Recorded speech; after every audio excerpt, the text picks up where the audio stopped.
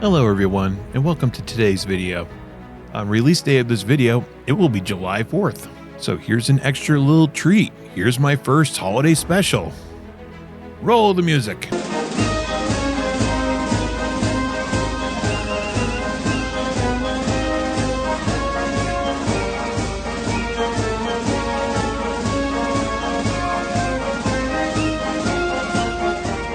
So one of the things that I said I wanted to do was to talk about my experience at JFK on my trip to Japan. I thought this could be a fun little mini-sode, and we have July 4th coming up, so it's perfect.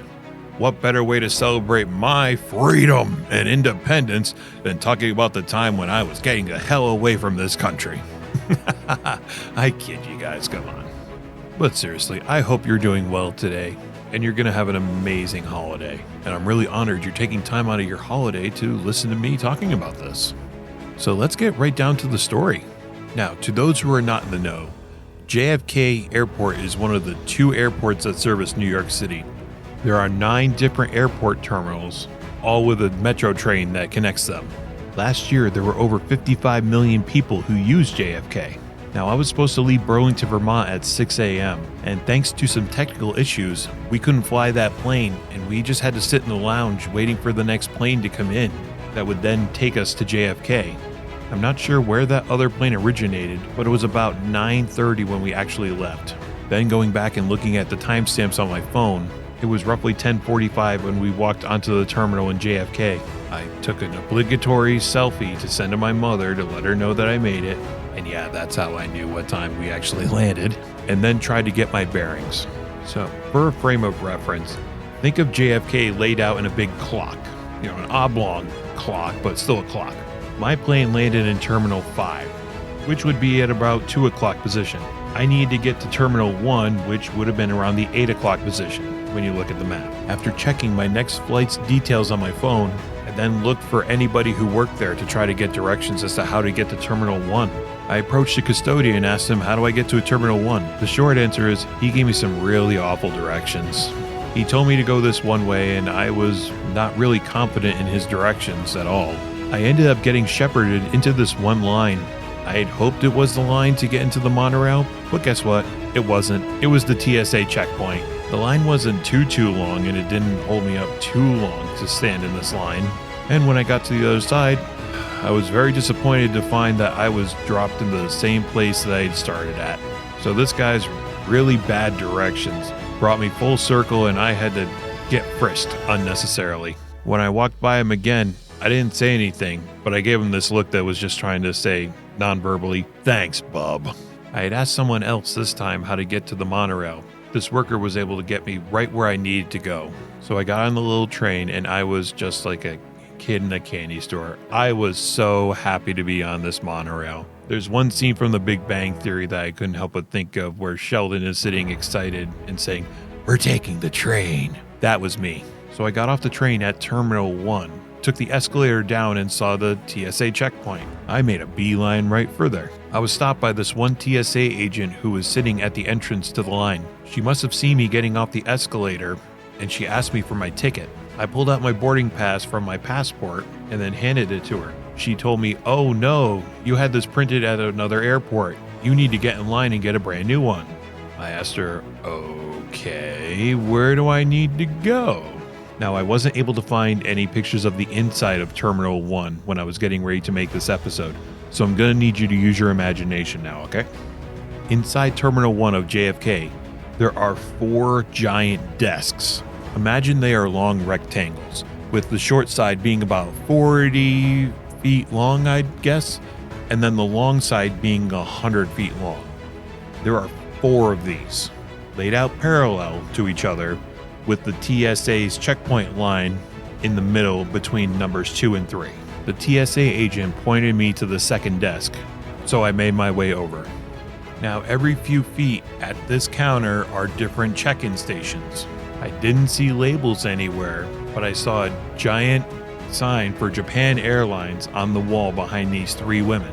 I'll post a picture of it here, but it looks a lot like the red circle that's on the Japanese flag, but in the relief, it's carved out a phoenix. So I got into the end of this line that would bring me up to the counter that had this Japan Airlines logo behind the three ladies. I'm not sure what time I actually got to Terminal 1 or into this line, but it was around 12:25 when someone came up to me. She was the supervisor of those three check-in ladies, and we had barely moved in line. I maybe was 5 feet closer to the counter than I was when I got in there. She had asked me where I was going, and I said Tokyo.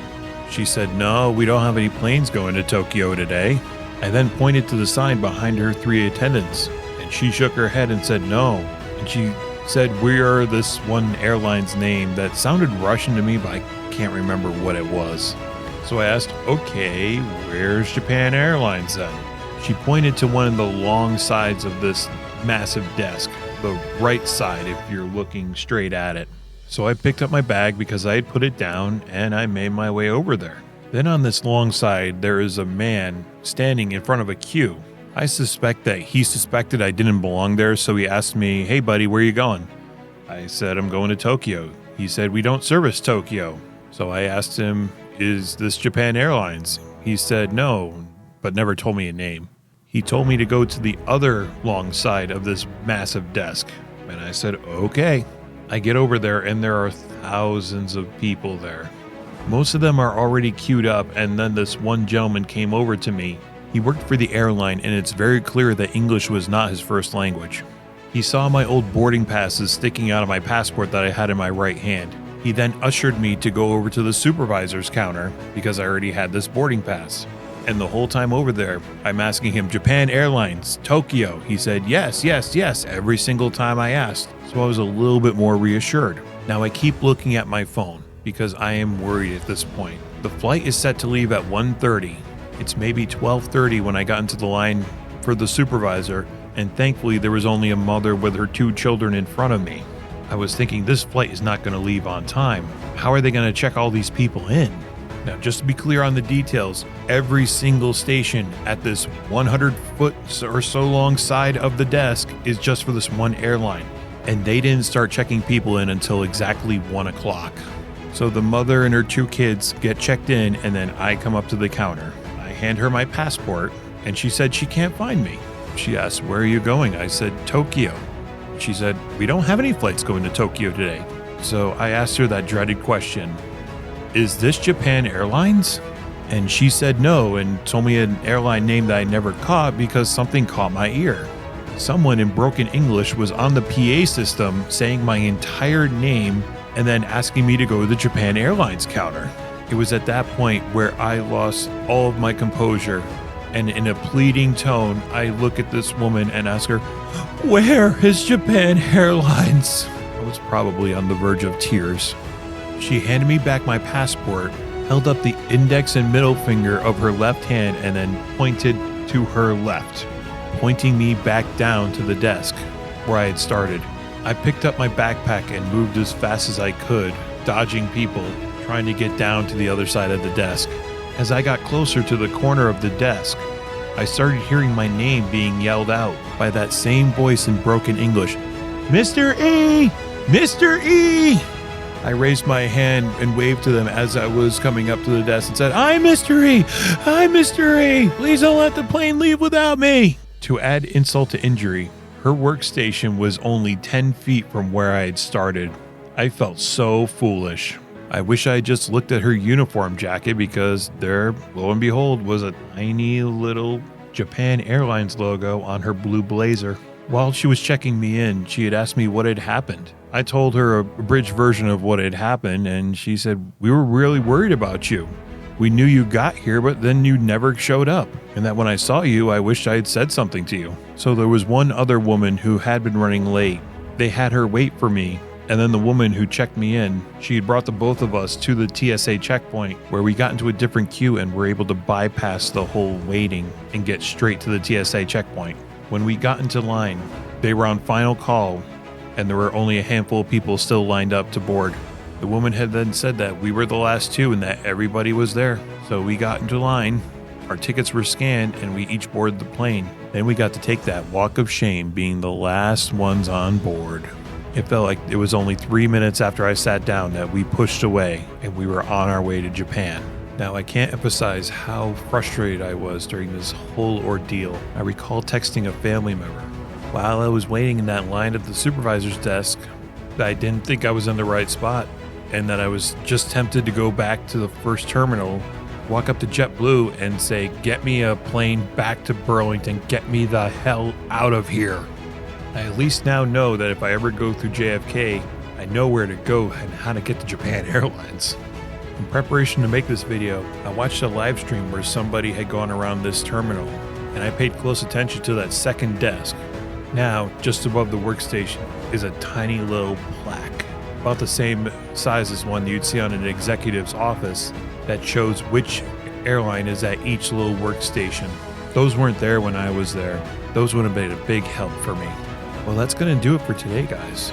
Thank you so much for sticking with me. I hope you have an amazing 4th. Have an amazing day. Take care of yourselves. Bye for now.